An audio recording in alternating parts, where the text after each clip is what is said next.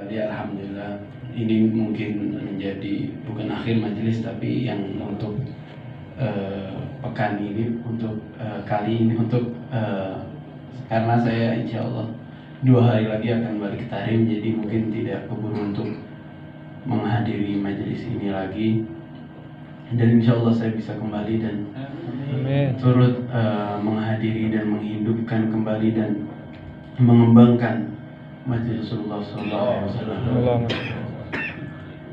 Di sini kali ini saya ingin berbicara tentang al-ibtisamah, yang dalam bahasa Arab artinya adalah senyum. Di situ Rasulullah SAW berkata, ibtisamatun fi wajhi akhika al-muslim kasadaqah, yang artinya adalah senyum di wajah teman muslimmu atau umat muslim adalah pahalanya seperti sedekah, dan apalagi jika senyuman tersebut bisa membuat muslim tersebut bahagia atau jabar khatir, yang pahala ketika Anda menghancurkan hati seorang mukmin itu dikatakan a'zam min hadmil Ka'bah 40 marrah, yang artinya lebih dosanya menghancurkan hati orang mukmin lebih besar daripada menghancuri Ka'bah 40 kali. Dan kita balik aja artinya. Jadi kita jika membahagiakan hati orang mukmin, kita membangun Ka'bah 40 kali, Masya Allah, itu pahala Sayyidina Ibrahim yang membangun Ka'bah. Dan juga ada sedikit cerita, dan senyum ini termasuk dari akhlak yang baik, budi pekerti yang baik. Dan di sini sedikit saya ingin menceritakan tentang ayah saya di waktu beliau berdakwah. Waktu itu awal-awal beliau dakwah, jadi beliau mau membuat majelis di suatu daerah, dan di daerah situ dikatakan ada seseorang preman ya yang agak menakutkan, dan banyak para dai yang tak segan masuk ke tempat tersebut karena ada preman itu. Lalu Al-Hayy Munzir berkata ingin masuk ke tempat itu dan bertemu dengan preman tersebut, dan ketika beliau bertemu dengan preman tersebut, beliau bersalaman, dan beliau Al-Hayy Munzir mencium tangan preman tersebut dan senyum pastinya, dan berkata dengan budi pekerti yang sangat tinggi, sehingga berkata, apakah boleh saya membuat majelis di daerah ini? Lalu preman tersebut tersentuh, dan preman tersebut bilang, seumur hidup saya tidak pernah dihormati seperti ini. Sampai preman itu dikasih hidayah oleh Allah dengan sabab tersebut, dan alhamdulillah insya Allah preman tersebut masih dalam keadaan yang baik sampai sekarang ini. Amin.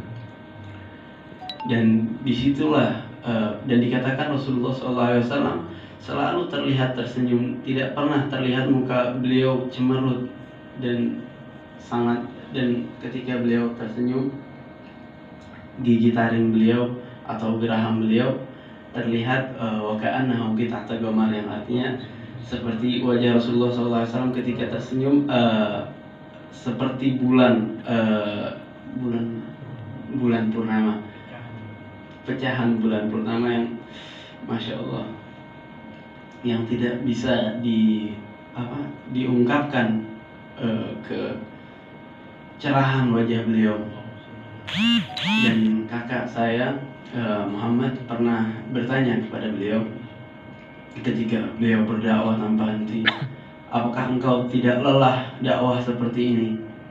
Lalu beliau menjawab, ya saya lelah, tapi ketika saya melihat Rasulullah SAW dalam bermimpi, semua lelah itu sirna dan hilang. Begitulah ketampanan beliau dan kecerahan beliau, dan dikatakan Allah Subhanahu wa Ta'ala tidak menciptakan apapun di dunia ini melebihi dari Sayyidina Muhammad. Beliau adalah sesuatu yang paling bagus, yang tiada bandingnya. Bahkan surga tidak bisa dibandingkan dengan Rasulullah SAW dan memandang wajah beliau. Banyak dari sahabat dan para aulia yang berkata, saya lebih memilih tidak masuk surga daripada masuk surga dan tidak melihat wajah Rasulullah SAW. Dan begitulah budi pekerti yang baik. Dan juga ketika kita tersenyum kepada wajah siapapun, mungkin ketika kita tersenyum kepada wajah orang yang sedang ada masalah, mungkin dia bisa agak fresh dan agak tenang ketika disenyumi. Masya Allah. Dan seperti itulah. Dan jika kita menyenangkan hati orang mukmin, kita dikasih pahala sama Allah yang tidak yang pasti dilipat gandakan.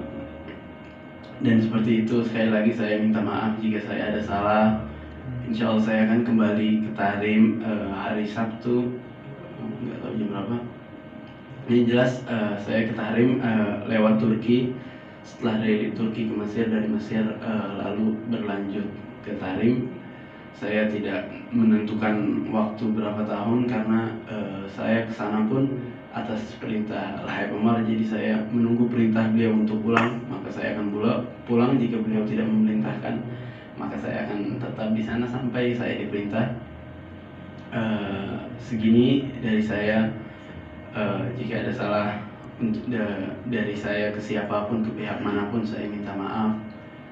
Wassalamualaikum warahmatullahi wabarakatuh.